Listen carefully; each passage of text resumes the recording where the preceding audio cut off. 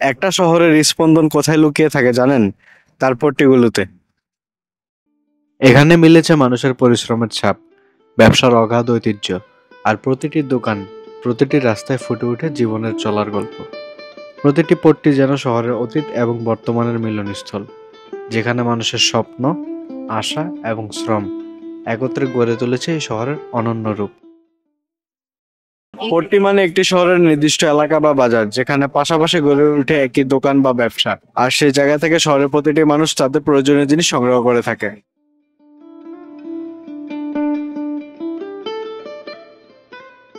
পাইকারি দামে পান কিনতে হলে কুমিল্লার যে জায়গায় আসতে হয় সেটি হলো পানপট্টি। সকাল 10টা বাজতে পানের ঝাঁকা নামছে দোকানে দোকানে। দাম ঠিক হচ্ছে, কেউ বাছাই করছে, কেউ আবার হিসাব মিলিয়ে নিচ্ছে। চকবাজারের এই পানপট্টি কুমিল্লার পাইকারি পান বিক্রির কেন্দ্র। এখান থেকে খুচরা বিক্রেতারা পান কিনে নিয়ে যান শহরের নানা কোণে। এটা তো আপনার আরেকদার হিসাব, এটা বেচে কিনে করে মনে যে বেশি কবিতে পাবে। আপনি 50 টাকা কইছেন, 50 টাকা আমরা 5 টাকা আর বাড়াই দিলে 5-10 টাকা হয়ে দিই। এই কয়েক ঘন্টার ব্যস্ততা যেন পুরো দিনের রুটিন তৈরি করে দেয়। আর পট্টির প্রতিটা দোকানে জমে ওঠে সম্পর্ক, দরদাম আর জীবনের ছোট ছোট লেনদেনের গল্প। 46 বছর ধরে আমি এই ব্যবসার সাথে জড়িত।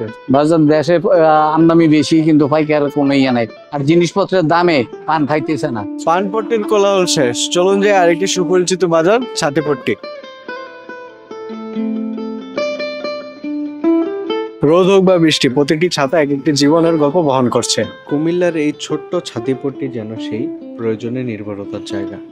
দোকান মাত্র দু একটা, তবে প্রতিটা ছাতার পেছনে আছে ব্যবহার আর অভ্যাসের গল্প। আমি ছাতা ব্যবসা করি আজকে 30 বছর যাবত। কুমিল্লার ভিতরে বলতে কুমিল্লা ডিস্ট্রিক্টের বিভিন্ন জায়গা থেকে পাইকারি আমরা সেল করি। নতুন ছাতা বিক্রি হয়, পুরনোটা মেরামতো করে দেন এখানকার বিক্রেতারা। কুমিল্লার প্রতিটা পট্টি একটি ভিন্ন স্বাদ বহন করে। এখন দেখা যাক সোনার অলংকারের রাজ্য সোনালী পট্টি। শিল্প আর ঐতিহ্যের এক অপূর্ব মেলবন্ধন, সোনার গহনার রাজ্য সোনালী পট্টি। এখানে গড়ে ওঠে সোনার অলংকার কারিগরের হাতে হাতে। চুড়ি, কানের দুল, নকশা থেকে গলানো, গড়ার প্রতিটি ধাপ চলে নিখুঁত মনোযোগে। আমি ব্যবসায় আছি প্রায় 21 বছরের মতন।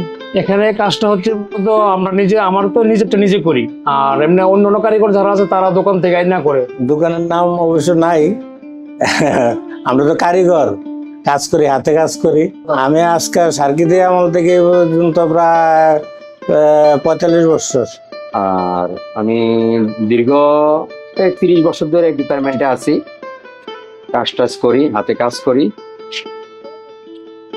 আমাদের ডিপার্টমেন্ট এখন তো দাদা কাজকর্ম কম, স্বর্ণের গোল্ডের দাম বাড়তি। সোনার ঝলমলে দুনিয়ার পর এবার চলে যায় একদম ভিন্ন জগতে, বাঁশপট্টি।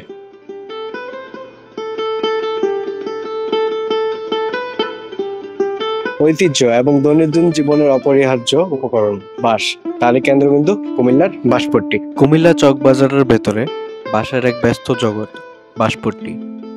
সকাল থেকে পিকআপে আসছে বাঁশ, নামানো হচ্ছে, কাটা হচ্ছে সাইজ মতো। নির্মাণ, বেড়া, ঘরের কাঠামো, প্রতিটা কাজের দরকার মতো বাঁশ মেলে এখানেই। এগুলো আমরা ব্যবসা যারা থাকতেন ব্যবসায়ী, তো তারা এখন নাই, মারা গেছে। তারপর আমরা আসছি, আমরা এই কুমিল্লা শহরে যত বিল্ডিং এর বাসা আমরা জিতেছি। শুধু বিক্রি নয়, এখানে প্রতিদিন চলে মাপজোক, ওজন আর বাছাইয়ের কৌশল। 15 বছর ধরে আছে আমি চকবাজারে। এখানে আমাদের কাজ চলতেছে, মনে করেন বাঁশ ওঠান নামান, এভাবে আমাদের প্রোডাকশন দৈনিক 700-800 টাকা ইনকাম হয়। বাঁশ দেখেছেন, এবার দেখুন কারিগরের হাতের ছোঁয়ায় জীবন্ত হয়ে ওঠা আরেকটি ঐতিহ্য, কর্মকার পট্টি।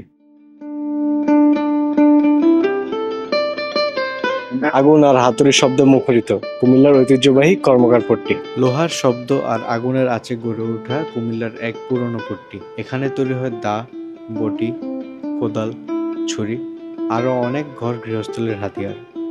আমরা 40-42 বছর ধরে করতেছি। এইদিকে দোয়ার আছে যাই আমরা 37টা। ব্যবসা বাণিজ্য ভালো না বাবা। সব কাজ চলে হাতুড়ি, ধোয়া আর লালচে আগুনের ভেতরে।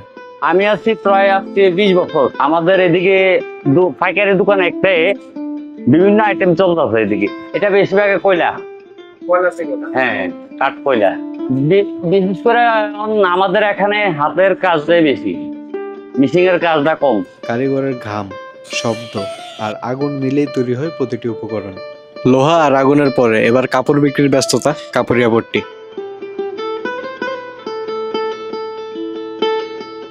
ঐতিহ্য নয় বরং দৈনন্দিন জীবনের প্রয়োজনীয় কাপড়ের বাজার কাপড়িয়া পট্টি। নেই কোনো ঝলমলে আয়োজন, নেই উৎসবের সাজ। এখানে বিক্রি হয় প্রয়োজনের কাপড়, প্রতিদিনের জীবনযাপনের সঙ্গী। কাপড় তো অনেক আইটেম, যেটা আমার কাছে আছে তোয়ালি, মশারি, লুঙ্গি। আমি 1973-তে এসএসসি পাস করার পরই এই পেশায় নিয়োজিত। এক একটা দোকান যেন পরিবারের একটা পরিচিত জায়গা। এই পট্টি শহরের ঝাঁকজমক নয়, বরং তার নিত্য চলার অংশ। দোকান আর ফুটপাতের কাপড় শেষ, এখন শুরু হবে চামড়ার রাজ্য ঋষি পট্টি।